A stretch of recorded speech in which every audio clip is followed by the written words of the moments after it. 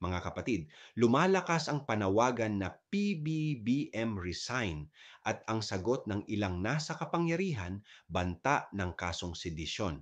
Pero malinaw sa batas, ang simpleng panawagang magbitiw ang isang opisyal ay hindi sedisyon. Hindi ito rebelyon at lalo hindi krimen ang paghiling ng pananagutan sa pamahalaan kapag ang gobyerno ay agad nagbabantang manakot, hindi seguridad ang pinangangalagaan, kundi kapangyarihan. At sa demokrasya, hindi dapat ikinukulong ang tinig ng mamamayan.